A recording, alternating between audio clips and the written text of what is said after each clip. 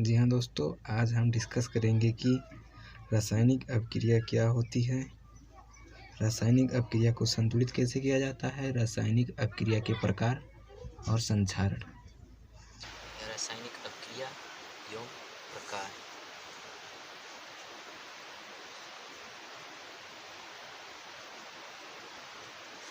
Class 10th। तो आइए हम शुरू करते हैं।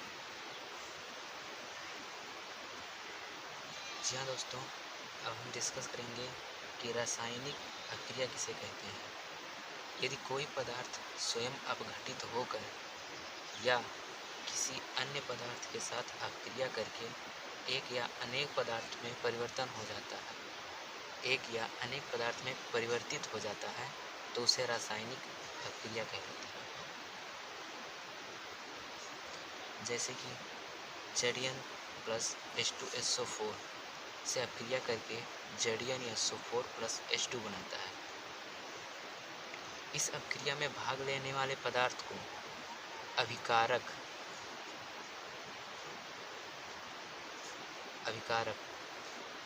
तथा बनने वाले पदार्थ को उत्पाद कहते हैं। बनने वाले पदार्थ को उत्पाद को सूत्रों या समीकरणों के रूप में दर्शाने की विधि को रासायनिक समीकरण कहते हैं। जैसे जब कोयले का दहन ऑक्सीजन की उपस्थिति में कराते हैं तो वह कार्बन डाइऑक्साइड में परिवर्तित हो जाता है।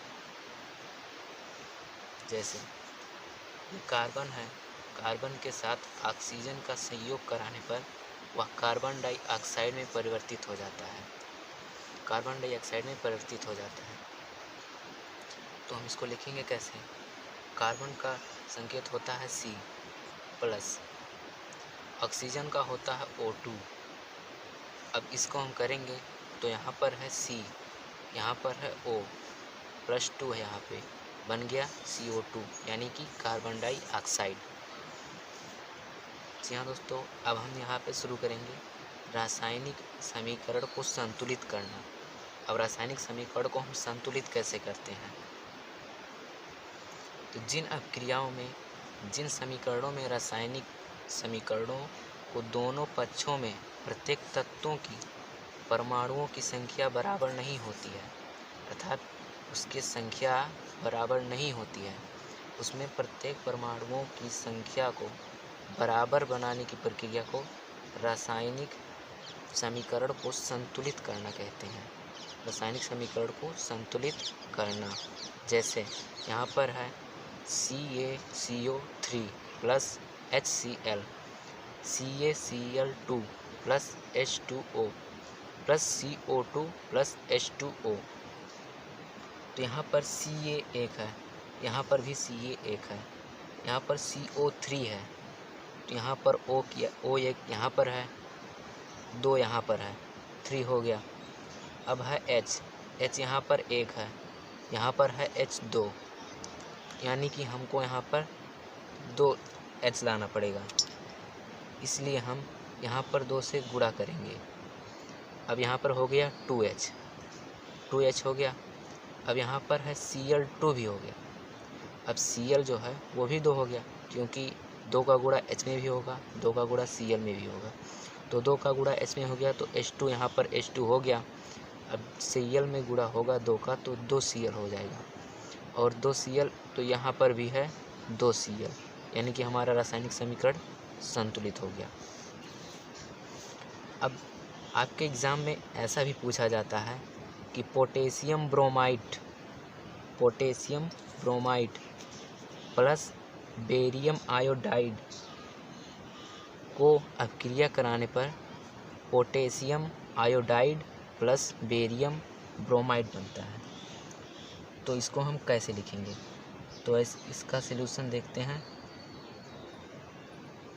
KBr, पोटेशियम का संकेत क्या होता है K, ब्रोमाइड का क्या होता है Br, यह है AQ प्लस। अब बेरियम आयोडाइड, बेरियम का संकेत क्या होता है Ba, आयोडाइड का क्या होता है I2।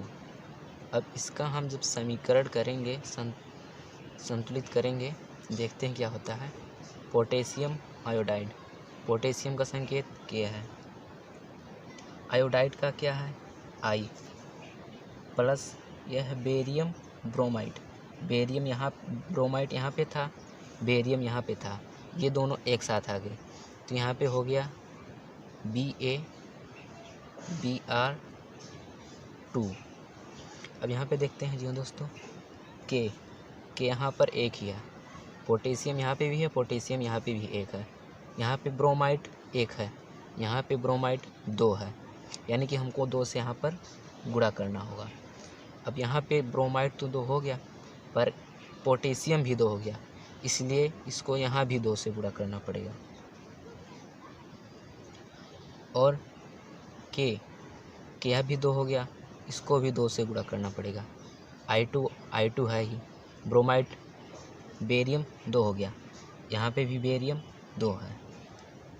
जी हाँ दोस्तों, अब ये हमारा संतुलित हो चुका है। अब हम देखते हैं दूसरे स्टेप पे चलते हैं। अब हम यहाँ पर डिस्कस करेंगे कि रासायनिक अभिक्रिया के कितने प्रकार होते हैं। जी हाँ दोस्तों, अब हम डिस्कस करेंगे कि रासायनिक अभिक्रिया के कितने प्रकार होते हैं। तो पहला होता है योगात्मक अभिक्रिया, अर्थात जब 2 या 2 से अधिक पदार्थ को आपस में मिलाकर केवल एक नया पदार्थ बनता है तो उसे योगात्मक अभिक्रिया या योग अभिक्रिया या संयोजन अभिक्रिया कहते हैं। जैसे C+O2, C है कार्बन, O2 है ऑक्सीजन, दोनों को मिलाने पर केवल एक पदार्थ बनता है CO2, यानी कार्बन डाइऑक्साइड।